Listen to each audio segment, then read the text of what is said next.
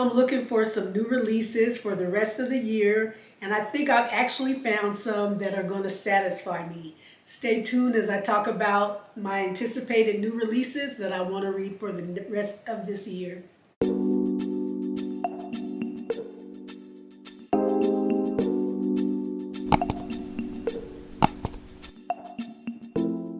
Hey book nerds, welcome to my channel, dbooknerd, or welcome back if you've already subscribed or have been coming back to my channel.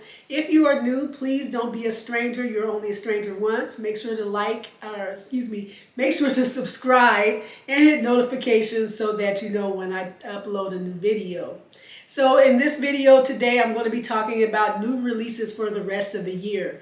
Earlier in the year, way early in the year, I did new releases for 2024. I went up to about July. So now I'm going from about August or September through the end of the year with new releases that I want to read or at least buy and have for the next year. And let's see what I picked. So I'll be looking kind of up and down with because I got my phone and my paper with the books. And the first book that I picked was Lovely One, and that's by Ketanji Brown Jackson. And Ketanji Brown Jackson, of course, is the first Black woman Supreme Justice. And she has a memoir out, or she's going to have one when this video airs. It's September 3rd. And so I really want to read that. It's just going to be talking about her journey, like what her name means. It means Lovely One, that her first name, and then I believe her middle name, that I don't want to try to say because I don't have it in front of me and I don't want to mess it up. But yeah, so I want to read about that. Again, it comes out on September 3rd. It's a memoir by Ketanji Brown Jackson. So that's called Lovely One, a great one for me to look out for. The next one is called The Christmas Catch, and it is a novella. It says The Christmas Catch, a sweet holiday novella. It is a Christian romance by Tony Shiloh. Tony Shiloh writes, I believe, has always written and writes Christian romance books, and huge in the Christian romance community and maybe even outside. I read one of her books last year, one of the Christmas books last year, and just loved it. It gave me all the Christmas feels. And so I want to read this one, and let me find what it's about. So it says, after a career-ending injury, NFL wide receiver Jaleel Walker returns to his hometown for Christmas, where he runs into his high school sweetheart, BB Gordon. The connection between them is still strong, but Jaleel has no plans to stay, and BB can't risk him leaving again. Will they take a chance on love or let life sideline them at Christmas?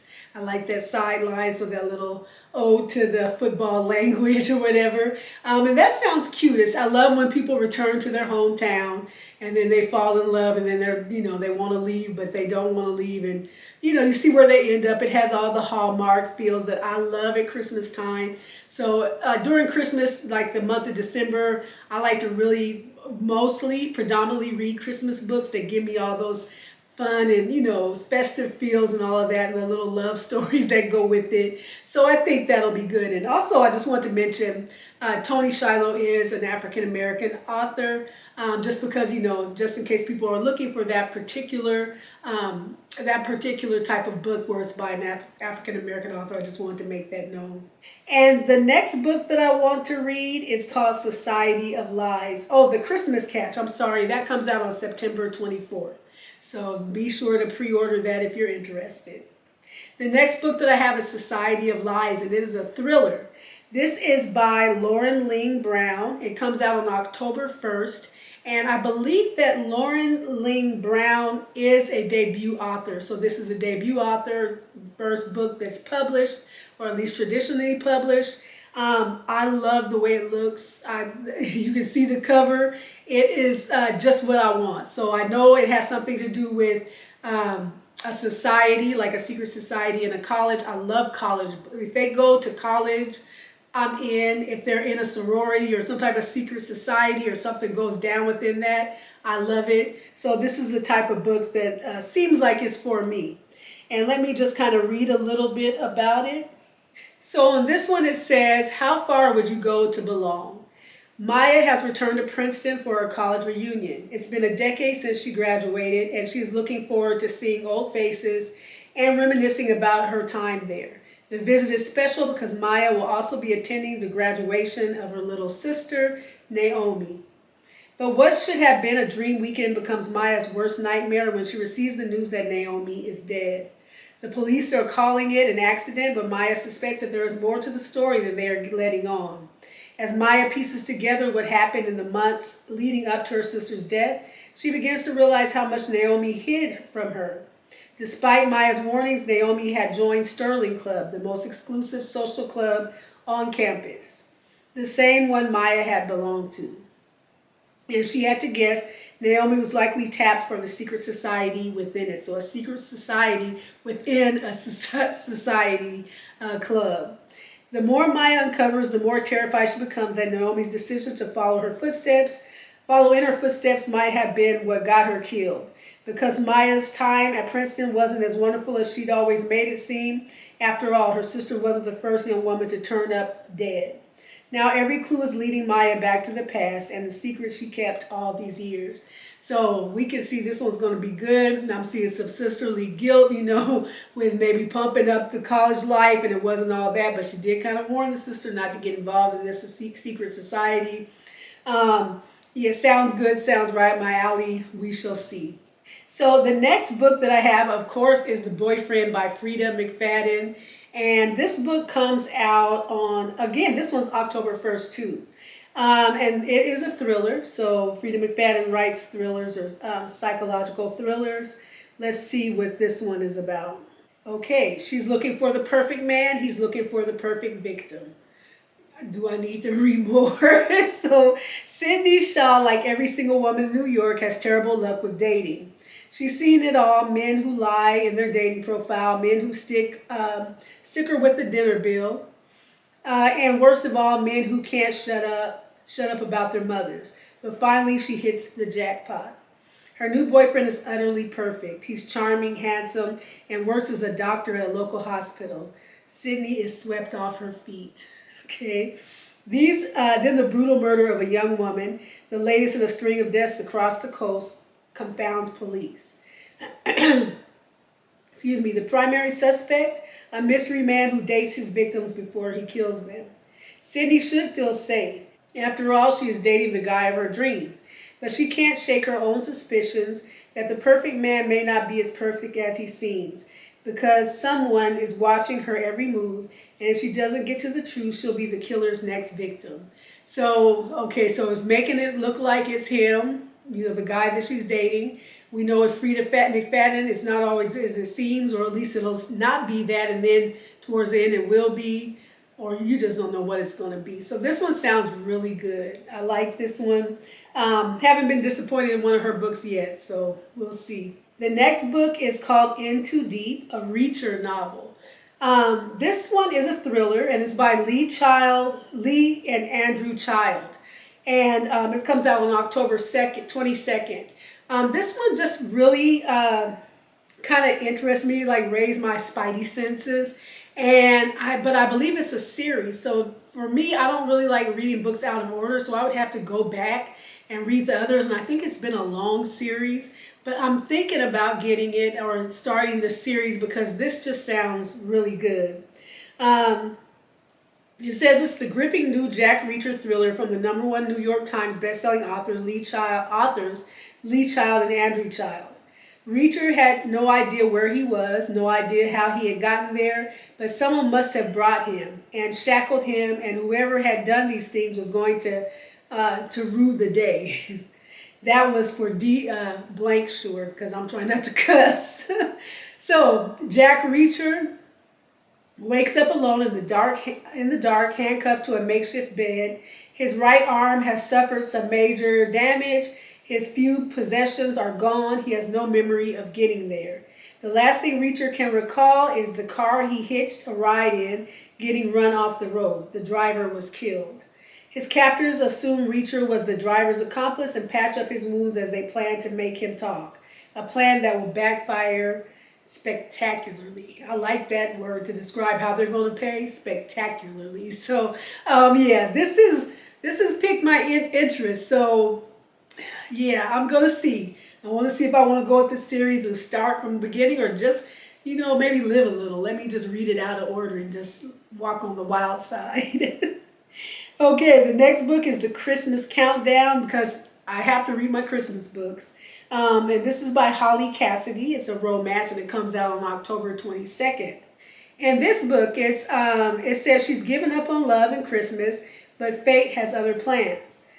Let's see, Allie, I think. I don't have on my glasses, y'all, so you just kind of have to bear with me. I'm sorry, all Callie wants, I'm sorry, all Callie wants for Christmas is to hibernate. She's still reeling from being dumped by her childhood sweetheart, excuse me, and under no circumstances will she go home for the holidays, considering her ex will be right next door with his new perfect partner. Callie's officially in Grinch mode, but her meddling sister Anita won't let her give up on life, love, and Christmas quite so easily. Anita stages a Christmas intervention for Callie with a homemade advent calendar challenge.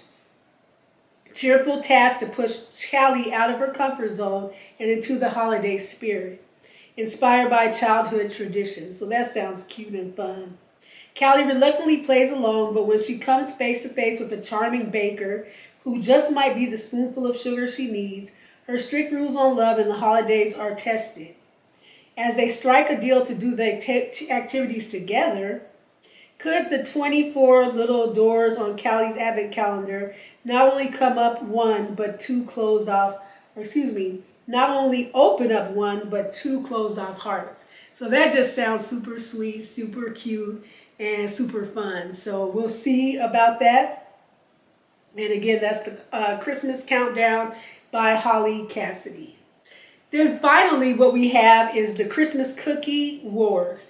This one seems like a really cute one. I like the cover. It's really cute.